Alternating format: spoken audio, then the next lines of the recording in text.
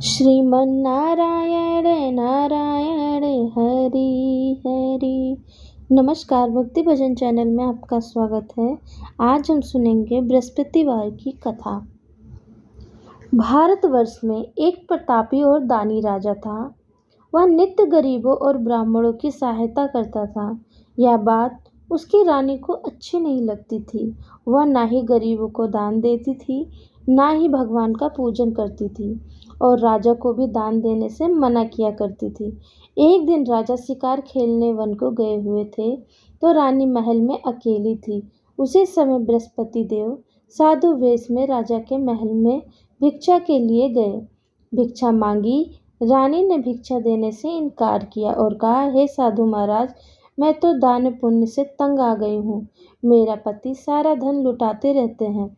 मेरी इच्छा है कि हमारा धन नष्ट हो जाए, फिर न रहेगा बांस और न बजेगी बांसुरी। साधु ने कहा, देवी तुम तो बड़ी विचित्र हो। धन संतान तो सभी चाहते हैं, पुत्र और लक्ष्मी तो पापी के घर भी होनी चाहिए। यदि तुम्हारे पास अधिक धन है तो भूखों को भोजन दो, प्यासों के लिए प्याऊ बनवाओ, मुसाफिरों के लिए धर्मशालाएं खुलवाओ। जो निर्धन अपनी कुंवारी कन्याओं का विवाह नहीं करा सकते, उनका विवाह करा दो। ऐसे और कई काम हैं जिनके करने से तुम्हारा यश लोक परलोक में फैलेगा। परंतु रानी पर उपदेश का कोई प्रभाव न पड़ा। वह बोली, महाराज आप मुझे न समझाएं। मैं ऐसा धन नहीं चाहती जो हर जगह बांटती फिरूं। साधु ने उत्तर दिया, यदि तुम्हारी ऐसी ही इच्छा है तो तथास्तु। तुम ऐसा करना कि बृहस्पतिवार को घर लीपकर पीली मिट्टी से अपना सिर धोकर स्नान करना, भट्टी चढ़ाकर कपड़े धोना। ऐसा करने से आपका सारा धन नष्ट हो जाएगा। इतना कहकर वह साधु महाराज वहाँ से आलोप हो गए।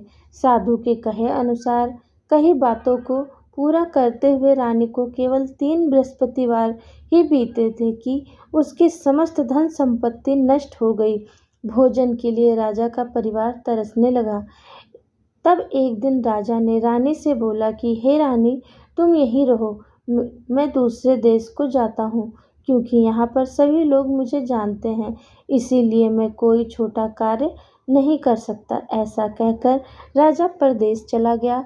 वह जंगल में जाकर लकड़ी काट कर लाता और शहर में बेचता। इस तरह वह अपना जीवन व्यतीत करने लगा। इधर राजा के परदेश जाते ही रानी और दासी दुखी रहने लगी। एक बार जब रानी और दासी को 7 दिन तक बिना भोजन के रहना पड़ा तो रानी ने अपनी दासी से कहा, हे दासी, पास ही के नगर में मेरी बहन रहती है। वह बड़ी धनवान है। तू उसके पास जा और कुछ ले आ, ताकि थोड़ी बहुत गुजर बसर हो जाए। दासी रानी की बहन के पास गई। उसी दिन गुरुवार था और रानी की बहन उस समय बृहस्पतिवार की कथा सुन रही थी। दासी ने रानी की बहन को अपनी रानी का संदेश दिया, लेकिन रानी की बड़ी बहन ने कोई उत्तर नहीं दिया। जब दासी को रानी की बहन से कोई उत्तर नहीं मिला तो वह बहुत दुखी हुई और उसे क्रोध भी आया। दासी ने वापस आकर रानी को सारी बात बता दी। दासी की बात सुनकर रानी ने अपने भाग्य को कोसा। उधर रानी की बहन ने सोचा कि मेरी बहन की दासी आई थी, परंतु मैं उससे कुछ बोल नहीं पाई, इससे वह बहुत दुखी हुई होगी। कथा सुनकर और पूजन समाप्त करके वह अपनी बहन के घर आई और कहने लगी, हे बहन, मैं बृहस्पतिवार का व्रत कर रही थी। तुम्हारी दासी मेरे घर आई थी, परंतु जब तक कथा होती है तब तक ना तो उठते हैं और ना ही बोलते हैं। कहो दासी, क्यों गई थी? रानी बोली, बहन, तुमसे क्या छिपाऊं, हमारे घर में खाने को अनाज नहीं था। ऐसा कहते कहते रानी की आंखें भर आई। उसने दासी समेत पिछले 7 दिनों से भूखे रहने तक की बात अपनी बहन को विस्तार पूर्वक सुना दी। रानी की बहन बोली, देखो बहन, भगवान बृहस्पति देव सबकी मनोकामना को पूर्ण करते हैं। देखो, शायद तुम्हारे घर में अनाज रखा हो। पहले तो रानी को विश्वास नहीं हुआ, पर अपनी बहन के आग्रह करने पर उसने अपनी दासी को अंदर भेजा तो उसे सचमुच अनाज से भरा एक घड़ा मिला। यह देखकर दासी को बड़ी हैरानी हुई।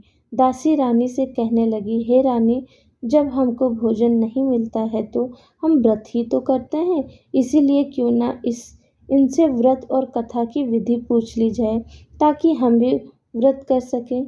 तब रानी ने अपनी बहन से बृहस्पतिवार व्रत के बारे में पूछा। उसकी बहन ने बताया, बृहस्पतिवार के व्रत में चने की दाल और मुनक्का से विष्णु भगवान का केले की जड़ में पूजन करें तथा दीपक जलाएं, व्रत कथा सुने और पीला भोजन ही करें। इससे बृहस्पति देव प्रसन्न होते हैं। व्रत और पूजन विधि बताकर रानी की बहन अपने घर को लौट आई। 7 दिन के बाद जब गुरुवार आया तो रानी और दासी ने व्रत रखा। गुड़शाला में जाकर चना गुड़ ले आई। फिर उसने केले की जड़ तथा विष्णु भगवान का पूजन किया। अब पीला भोजन कहाँ से आए, इस बात को लेकर दोनों बहुत दुखी थे। चूंकि उन्होंने व्रत रखा था, इसीलिए बृहस्पति देव उनसे प्रसन्न थे। इसीलिए वे एक साधारण व्यक्ति का रूप धारण कर 2 थालों में सुंदर पीला भोजन दासी को दे गए। भोजन पाकर दासी प्रसन्न हुई और फिर रानी के साथ मिलकर भोजन ग्रहण किया। उसके बाद वे सभी गुरुवार को व्रत और पूजन करने लगी। बृहस्पति भगवान की कृपा से उनके पास फिर से धन संपत्ति आ गई, परंतु रानी फिर से पहले की तरह आलस्य करने लगी। तब दासी बोली, देखो रानी, तुम पहले भी इस प्रकार आलस्य किया करती थी। तुम्हें धन रखने में कष्ट होता था, इसी कारण सभी धन नष्ट हो गया, और अब जब भगवान बृहस्पति देव की कृपा से धन मिला है तो तुम्हें फिर से आलस्य होता है।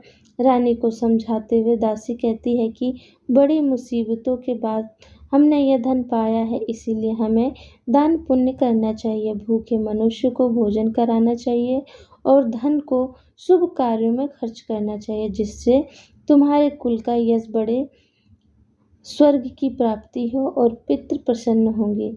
दासी की बात मानकर रानी अपना धन शुभ कार्य में खर्चा करने लगी, जिससे पूरे नगर में उसका यश फैलने लगा।